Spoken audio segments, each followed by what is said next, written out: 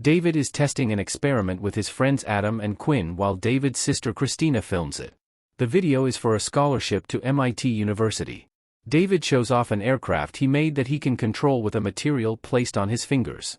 The group sets the craft loose outside when someone calls David's phone, jamming the signal on Quinn's laptop to connect with the craft. The craft plummets to the ground and crashes. A few weeks later, David gets an envelope from MIT. He gathers with Christina and their mom, Kathy, along with Adam and Quinn, to open it. David gets into MIT, but he only receives $5,000 of financial aid instead of the proposed $45,000, much to his disappointment. At school, we learn that David has a crush on a girl named Jessie, while Quinn flunks a chemistry test in front of his whole class. Back home, David and Christina discover that their mom, Kathy, is trying to sell the house. Later, David searched through the attic. Christina comes upstairs, and they find a videotape of David's 7th birthday party. It was the last day the two saw their dad, Ben, before he died in a car crash. He shows the tape to Adam and Quinn, who both react with surprise. David obsesses over the video and notices details like that he has a blue stain on his shirt and that he's holding keys with a ballerina keychain. He looks in his bag and notices he's actually holding Jessie's bag. He goes over to return it to her and awkwardly tries to talk to her. He returns the bag, and she congratulates him on getting into MIT. The group goes to David's basement, and they uncover a secret hatch in the floor that contains blueprints for a temporal relocation device, or a time machine. The boys get excited and begin to gather the materials they need to build it. After a few failed tests, they steal hydrogen canisters from the school to properly charge their batteries. As a party goes on next door, Jessie brings her car and parks it in David's driveway. The group hooks up their cables to her car battery to test their next experiment. They are trying to send Christina's red toy Corvette through time. They activate the machine, just as Jessie comes in when she sees what they're doing to her car. The room begins to shake and objects start floating, and then all the power on the street goes out. When the lights go back on, the gang sees that the toy car did go through time and is somehow fused to the wall. Jessie joins the group as they show her David's birthday video and prove to her what they can do. They get together that night in the neighborhood and attempt to go back to one night ago. They activate the machine and jump through time. The group loses their hearing temporarily and is disoriented for a brief moment. They then run to Quinn's home, where Quinn was sleeping the previous night. Quinn draws a smiley face on his own neck. This causes a glitch in time, and the two of them start to disappear. When they get back to the area where they made the jump, they find a dog. They notice a bunch of missing dog flyers that weren't there earlier. Quinn uses it to ace his chemistry test until he finally gets it right. Christina uses it to catch Sarah moments after she caused Christina to spill her drink, only for future Christina to show up and purposely spill drinks on Sarah. Adam has the group time jump so they can win the lottery. However, he only got 5 out of the 6 numbers right, and after taxes, they only make $1.8 million.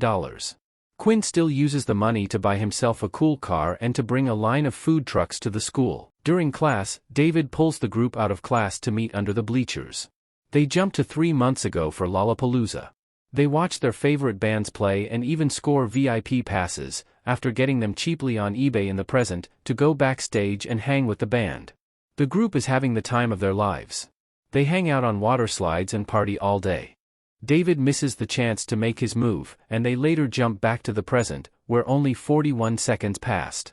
Frustrated with his failure, David jumps back alone to Lollapalooza and makes his move on Jessie.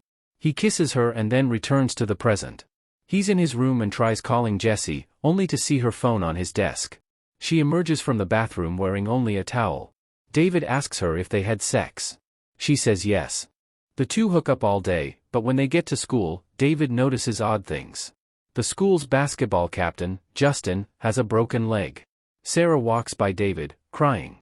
There's a banner hung up that reads, "Titans basketball, better luck next year." After school, David learns from Adam and Quinn that there was a plane crash that killed 77 people, including Sarah's dad, who was the pilot. The boys think that their time jumping is responsible for this, as well as the basketball team losing the championship. Then the group meets up at night when David tells Adam that he jumped alone. Despite Adam telling him not to do it again, David jumps back alone to the night of the party. After he and the others killed the power when they jumped Christina's toy car, David ran into the street and pushed Justin out of the path of a car to prevent him from breaking his leg. The other partygoers hail him as a hero. David jumps back to the present and sees that not only did the team win the championship, but the plane landed safely.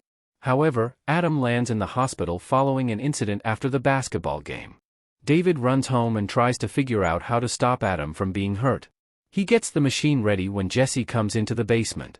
They both jump through time, and David is forced to explain to her that he jumped alone to go back and make his move on her. Jessie is hurt and admits that she has liked David since she first met him and that she would use the machine to go back and meet him sooner. Then, Jessie's past self comes by, and once they see each other, she completely vanishes into thin air, leaving behind only her car keys, which David grabs. Quinn goes to his home after Jessie goes missing. David explains the whole situation to him and apologizes for his mistake. The police then show up at David's home, suspecting him of being involved in Jessie's disappearance. David escapes his home and runs to the school, where he takes one more hydrogen canister. He is able to fuel the machine just as the cops barge in, moments before he makes the jump. David goes back 10 years and makes it home. He sees himself in the mirror, right where the video first got him.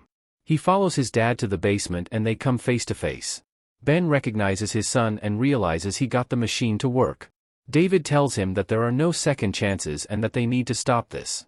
The two of them hug and Ben leaves. David gathers all the components of the time machine and burns them. His body flickers repeatedly until he vanishes. Back in the present, David is looking in the attic, where Christina finds him. They find their dad's video camera, which has footage of what they were doing and saying mere minutes ago, them questioning how the camera got there, specifically. And for more videos, please hit that subscribe button and hit the notification bell.